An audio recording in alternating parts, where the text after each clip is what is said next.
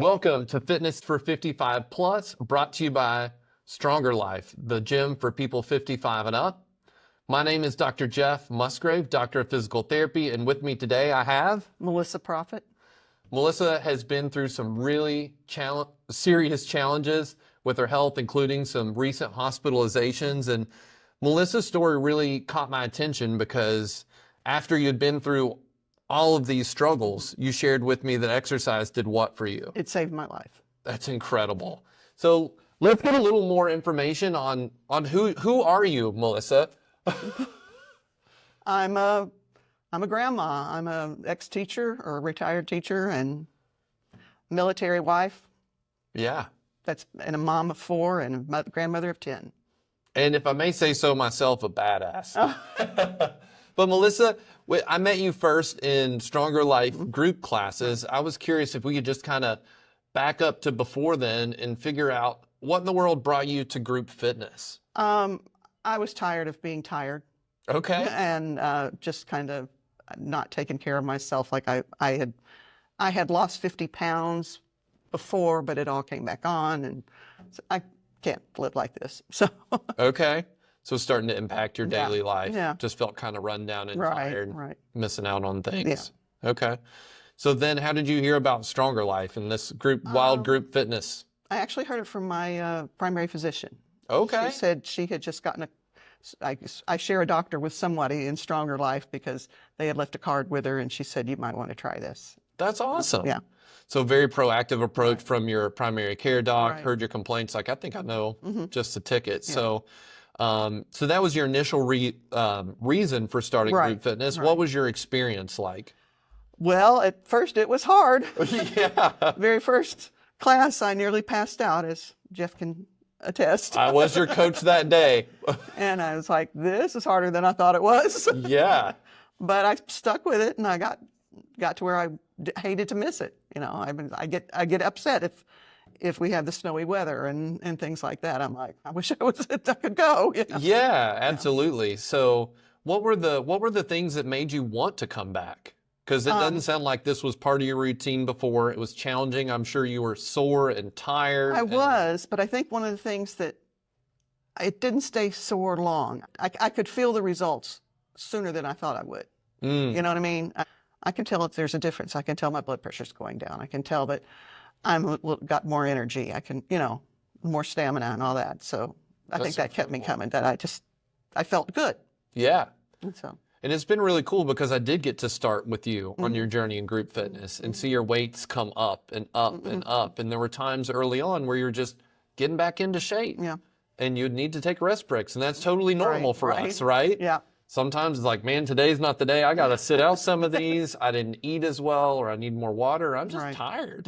And that's normal for all of us. So it's really cool that you were able to feel those results and then keep coming back. Right. And build quite a bit of strength, endurance, and probably our favorite thing is to just like play jokes off each other, make inappropriate jokes in the front where no one can hear us. But somehow they hear us. Somehow people hear us sometimes, but we have fun in class, right? We do. It is fun. That keeps me coming back too. Yeah. I think something that's really special about group fitness or accountability with other people. Right. If you miss and then you come back, it's like, well, where have you been? I've been at class, because you get to know the people you work out with if you come at the same time. And I love that. So that's a little bit of had kind of a hiatus from exercise, back into it, and built some good reserve. Right. And then what happened? And then on a CT scan, they found out that I had a cyst on my pancreas. And I'm going to put this out early so nobody wonders. It was non-malignant, but it was at a stage that it was causing some damage to my pancreas. Yeah. So it had to come out, and it's called a Whipple procedure, and it's very complex surgery. And for me, for everyone who has it, you lose a little bit of your stomach, a little bit of your intestines, your duodenum, and if you have a gallbladder, which I didn't, your gallbladder. And for me also, I lost half my pancreas. So yeah, because it was that big. It's a major procedure. Major procedure. And outcomes, unfortunately, are not great. So they really reserve it like last ditch attempt. And I know we talked about early, you know, for those who aren't familiar, the pancreas helps regulate your blood sugar and controls your insulin. So you had a big concern where had. it I was thought I like, was- maybe we don't have to do this because I'm afraid I'll end up what? I thought I would end up as a fragile diabetic and have to have an insulin pump, and you know, Yeah.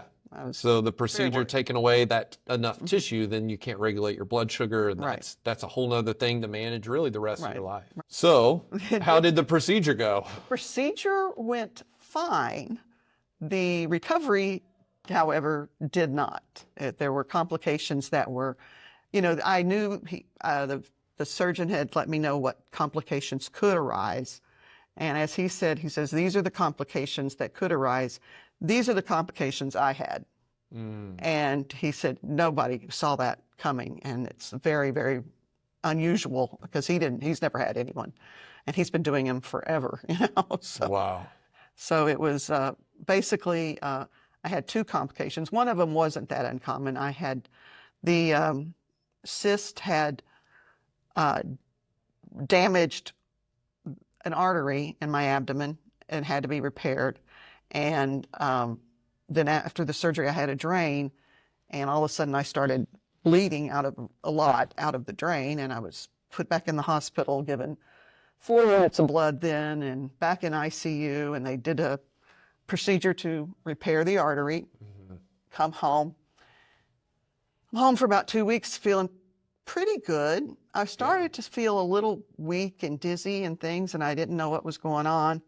I went to get lab work done, and I for the first time ever, I nearly passed out from getting blood drawn. I'm like, what's wrong with me? You know, Not normal for you. not normal for me. And then 2 days later, I was throwing up blood, and That's got to be terrifying. it was a lot of blood too. And I passed out. Had an ambulance called, and Who found you first, though? my dog found me first. And he started barking and alerted my husband. Yeah. Came in there and called the ambulance, and they took me to UK hospital. And my last memory, I was going in and out of consciousness on the ambulance ride. I don't remember it all, but I do remember looking down the hall as they wheeled me into the emergency room.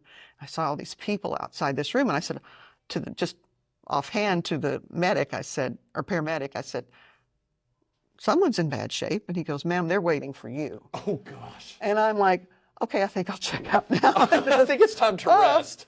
And when I got in there, they intubated me. I was intubated for 4 days. I It had means at that point you're not really breathing. no. They said their biggest concern was that I had some E. coli that was in my gut, and they were afraid of sepsis. They were also afraid that I would aspirate the blood because I was still throwing up blood. I don't. They said I threw up in the emergency room. I don't remember, but anyhow, they intubated me, and they put me.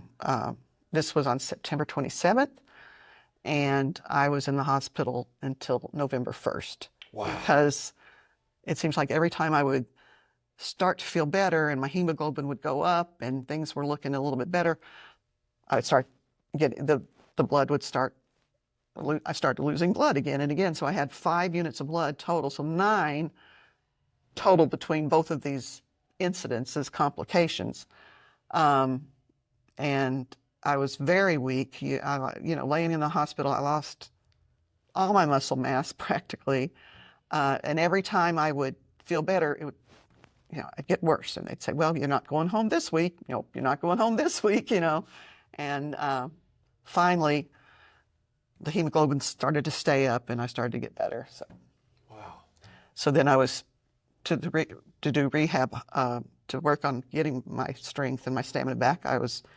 Went to the rehab facility at Cardinal Hill, and when I got discharged from there, PT, and I was like, all I want to do is get strong enough to get back to the gym. But the biggest takeaway was that it was a unanimous consensus of every doctor I talked to, every nurse, every therapist, family, friend, whatever, anybody who knew anything about what was going on with the bleeding and everything that went after the surgery said, if I had not been as strong as I was, I would probably not have made it. If I had been frail, I would have been, it'd have been really tough. And I said, Stronger Life. That's why that's why I'm as strong as I am. And I mean, I'm not Superwoman or anything like that, but I knew when I went to the rehab hospital that I was in better shape than a lot of these people. Yeah. So inpatient rehab. Yeah, I'm like, okay, I think, and I knew also at physical therapy, like, I think I can do this, you know. Yeah. You But had to it's- push a couple of your clinicians to give you some more weight, right? Yeah. It's like, no, I do a lot heavier than this at the gym. So, I mean, and I feel like I've gotten better, quicker. It wasn't as quick as I wanted, but I think I got better quicker than I would have had I not been. I know I did. I know I got better because I'm still here. Yeah. So, Man, I hate that your strength was called on in that moment. yeah, And I'm sure, you know, and we discussed this, you had no intentions of using your strength for this. No. But we just never know what's coming in life. And I think, you know, when I have my like teaching hat on and I'm teaching other clinicians or we're trying to encourage people in the gym to get strong, be consistent, it's because we don't know what's coming. Right. And before it was helping you just enjoy your life Right, more, right. have some more energy, feel Yeah. better. But then if injury or illness comes knocking, Yeah. it could literally save your life. right. And then your recovery's been faster Been too. faster too. Yeah. It's just been remarkable. I mean, to see where Melissa started, to see her rise up in strength and endurance, just really pushing yourself and being very consistent, having a lot of fun, Right. despite the torture we put you through, go through something this traumatic and bounce back that quickly. I mean, to be able to get through inpatient rehab, you did some outpatient visits Right. too, right? And then from there, be able to walk right back into class, transition, take your time, and consistent and able to like go through an entire class. I made It's it just through the whole really, class. really incredible. So I think some people think like building reserve or building strength, like, why do I need to Right. do that? Why? What would you tell someone that's like, I don't think it's worth it to go to the gym, or why do I need to be strong? I can just tell you what the feedback I got was, you know, you have to be, the stronger you are, the better the outcome. If you have a situation like I had, or I think any kind of surgery or illness or whatever. I was talking to someone in the lobby today, and she was saying that she had had some procedure done, and everybody was so astounded how strong she was, how healthy she was, you know. And I'm like, yeah, me too. Yeah, it's kind of wild. And just to be clear, like, I love what we get to do, but it was your work and consistency. Right. It was you choosing to show up, choosing to invest in your health that allowed you to have this kind of outcome. We Yeah. just love that we're able to give you a place to do it. Yeah. Well, I love it here. So I don't love the puzzles. I don't love the stability tanks. Yeah, so we got a puzzle out front that's optional. I'm not a puzzle person either. We got some serious puzzlers in our group fitness. And then the other thing is we use Tidal Tank is the name brand, but Right. stability trainers that slosh around, and those things are really hard to handle. Well, and I was doing fine, and I did it a couple of times even after the rehab, but I had abdominal surgery, and they're still building. There's the muscle's still there, but it's like Yeah, really. sensitive. Yeah, really challenging the core, Right, which is one of right. the reasons we use it. But But yeah, I'll get back at it. Yes, I'll you get will. it. absolutely. Melissa, thank you so much for sharing your story, taking the time to do this. You're welcome. I think, it's one thing to talk about research and how important it is to build extra strength or extra balance, but it's another thing to hear it from someone who has actually Right. benefited. So thank you for taking the time to share. Thank you for letting me tell you about it, Yeah, listening to me, and all that. yeah, love it. All right, team. That's what we got for you for this time.